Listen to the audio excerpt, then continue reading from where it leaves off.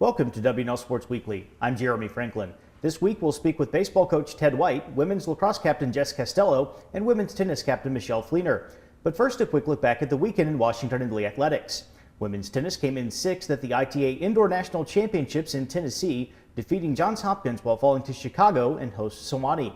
Men's lacrosse picked up a 12-10 road win over Franklin and Marshall, while women's lacrosse fell 12-8 at number 6 Salisbury. Men's tennis stayed unbeaten on the young season with a 9-0 victory over Emory and Henry. At the Roanoke final qualifier in track and field, Shep Sims broke his own school record in the pole vault, and Mackenzie Leroy registered a personal best in the mile. And baseball went 1-2 in a 3-game home series with Penn State Harrisburg. With me in the studio is baseball coach Ted White.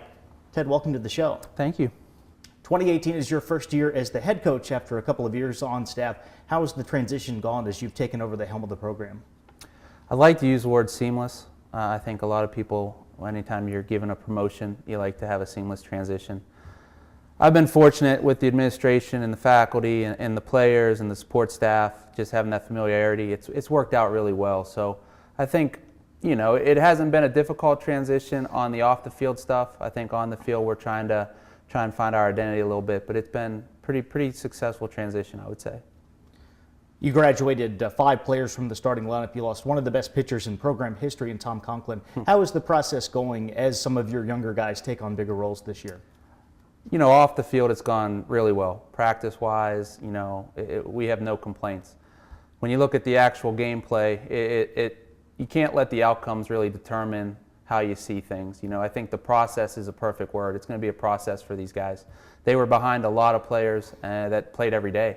They haven't had the opportunity to get the in-game reps, and so for that reason alone, it really is a process for us. So I think we're still learning who we are in certain spots, trying to iron out some of the wrinkles, but it's not something that we have a red alert out on yet, but we're going to just continue to get better weekly, and hopefully the boys, you know, can continue just giving the honest effort they have been.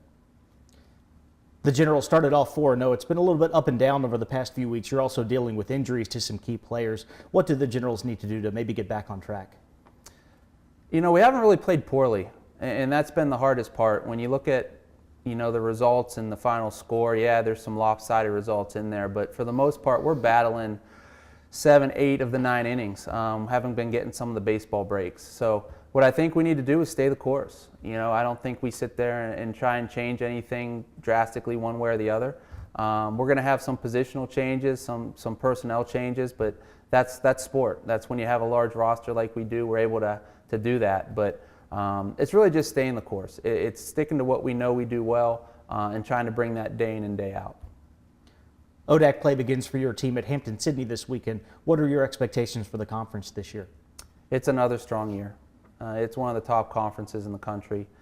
There's probably 6 teams that are going to be fighting for the championship. You know, there's probably 1 or 2 teams that have a little bit of separation based on maturity. But overall, I feel like the conference is going to be another dogfight, you know, and changing up the conference tournament setting is just going to add another wrinkle to it. So it's going to be an exciting year. You know, we're just looking forward to Game 1 against Sydney. Hopefully we put a good, honest 3.5 hours of effort in and then come and do it again right after. So it should be an exciting year in conference. Ted, thanks for joining us. Best of luck the rest of the way. Thanks, Jeremy. I'm joined now by Jess Castelo, senior lacrosse captain from Red Bank, New Jersey. Jess, welcome to the show. Thank you.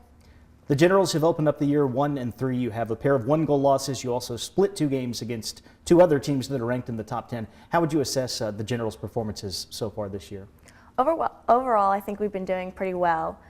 We've definitely made some mistakes in the past, but we're working to improve upon those mistakes so we don't make them a second time. As we have only lost by 1 goal in 2 of our games, we've proven that we can compete with some of the best teams in the country. So I think we have a positive future ahead. The Generals made it all the way to the national semifinals in 2017. You've lost some key players from last year's team, and of course the 2018 squad is trying to develop its own identity. But can you and the other returners build off of that Final Four run? Yeah, I think we'll definitely be able to build off that Final Four run. As a team, we know what it takes to get to the Final Four. We know the determination and the drive and the team chemistry necessary to get us there. And the first years have definitely caught on to the team culture, and they've started to embody it. So I think that will be able to carry us to make our own way to the Final Four this year. You're coming off of back-to-back 30-goal seasons. How do you view your role within the Generals offense?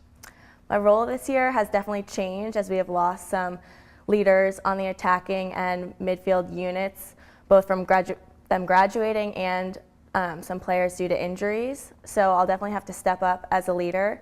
But in general, I think everyone's going to have to step up and fill in these roles. WNL opens up a 4-game homestand against Christopher Newport on Wednesday. That homestand will also include #1 Gettysburg, 2 other ranked opponents in Catholic and Tufts. How important are these next few games for WNL? These next few games are very important. We're going to be working on putting together all the pieces that we have been working on in practice. CNU is who we're going to play this afternoon, and they're a very athletic and strong team. But if we play the way that we're capable of, we definitely have a chance at winning. And Gettysburg is the defending national champions. They're a very strong and athletic team. But again, if we play the way we're capable of doing, so we're gonna have a really good game on Sunday. Jess, thanks for joining us. Best of luck the rest of the year. Thank you.